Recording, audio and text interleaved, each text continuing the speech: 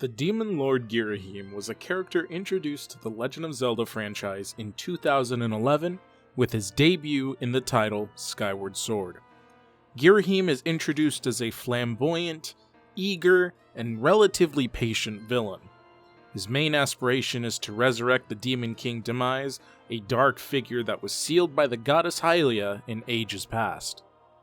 Hey everyone, welcome back to Zelda Beyond. Before we get into today's video, I wanted to let you guys know that only 14% of you that watch my videos are actually subscribed. I'd greatly appreciate it if you guys would hit that subscribe button and that bell notification so that you don't miss a single new video when it drops. Thank you guys so much for your continued support, and let's try to aim for 150 views on this video. So, henchmen, or right-hand villains, in the Zelda franchise are always surrounded in a dark and mysterious backstory, be it Zant from Twilight Princess, Chancellor Cole from Spirit Tracks, or Yuga from A Link Between Worlds. These types of villains aren't frequently used in the series. However, in the games that they do appear in, they add a sense of personality to the evil side of each installment. With the recent announcement of Skyward Sword HD, I figured my next few videos leading up to its release could be centered around Skyward Sword and its story and characters. There are spoilers ahead for the game, so if you do not wish to be spoiled, please do not watch this video.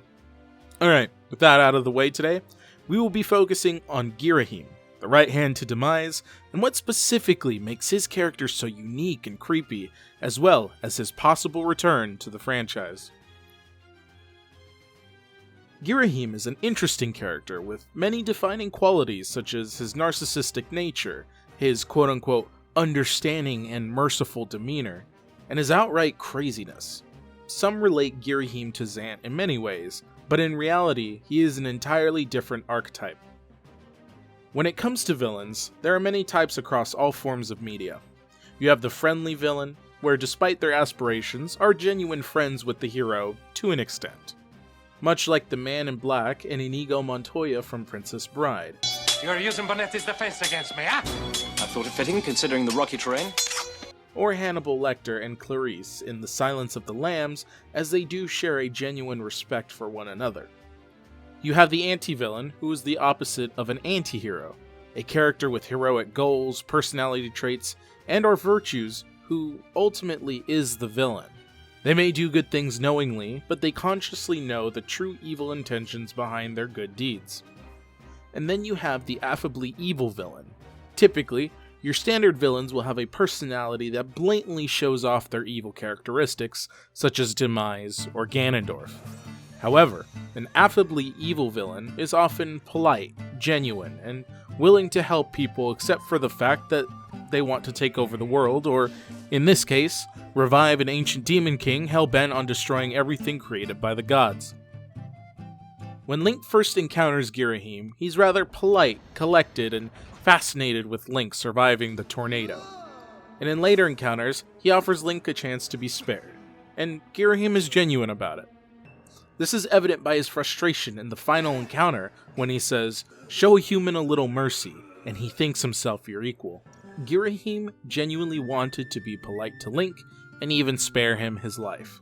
Be it due to admiration of strength or any other factor, it is clear that Ghirahim is not a liar to an extent.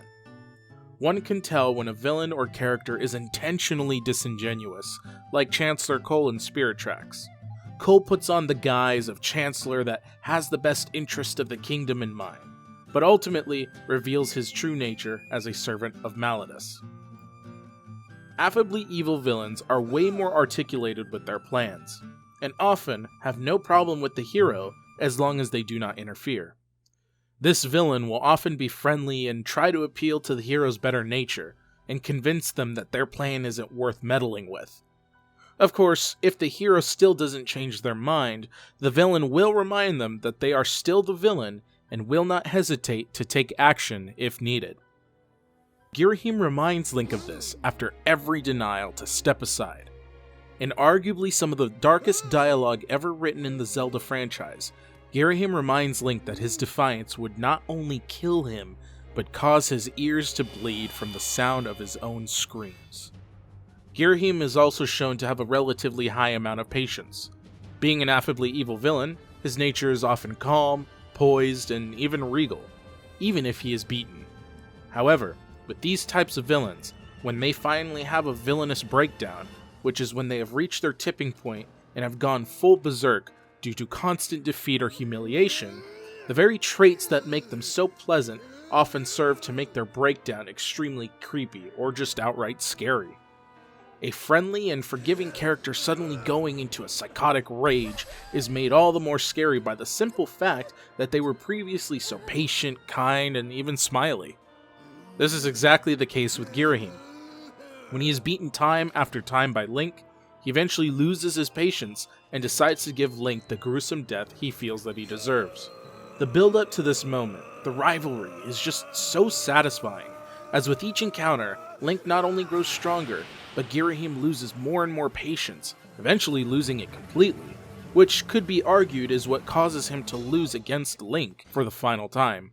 Many henchmen in modern fantasy stories are often portrayed as incompetent butt monkeys that often get hoodwinked by the heroes in incredibly silly manners. Ghirahim is not only built up from the first encounter in the Skyview Temple, but he grows more difficult with each fight, and has clearly not utilized all of his power. This not only gives way for a satisfying villain, but it hypes up the final fight, rather than hoping it isn't a joke like the one leading up to it. After losing to Link for the last time, Ghirahim announces that the distraction is complete and that Link was too late, finally summoning Demise from his ancient seal and completing his goal. Demise quickly rips a blade out of Ghirahim, pulling his soul into it. This is extremely crucial for the story. Not only does it foil Fi and the Master Sword, but it could be the hint at his possible return. Once Link defeats Demise in an epic final battle, just before his spirit is dissolved and sealed within the Master Sword, Ghirahim, or Demise's sword, vanishes into thin air, while Demise's spirit is sealed. The speculation about this has been discussed ever since Skyward Sword released. Now, with an interestingly timed port coming to the Switch, with no new info about the Breath of the Wild sequel, it is a bit curious seeing Skyward Sword return to the picture, given that the implied theme of the Breath of the Wild sequel is focused on Hyrule's past, and given the fact that we also heard Fi in Breath of the Wild. Although we cannot 100% say what happened to Ghirahim, in my opinion, it is clear that he did not die. Personally, I think a fitting return would be in what could be considered the finale of the Zelda franchise, where the spirit of Demise is freed from the sword and Ghirahim returns in a new form, ready to kill the descendants of the hero that tarnished him and Demise all those thousands of years ago. It would make for an interesting revenge story, and could be a great conclusion to the curse that Demise put on Link, Zelda, and himself.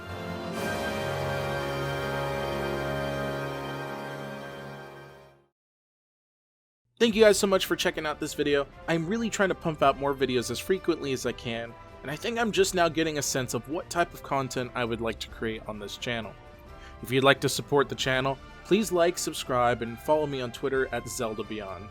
Thank you guys once again so much for tuning into this video, and I'll see y'all next week.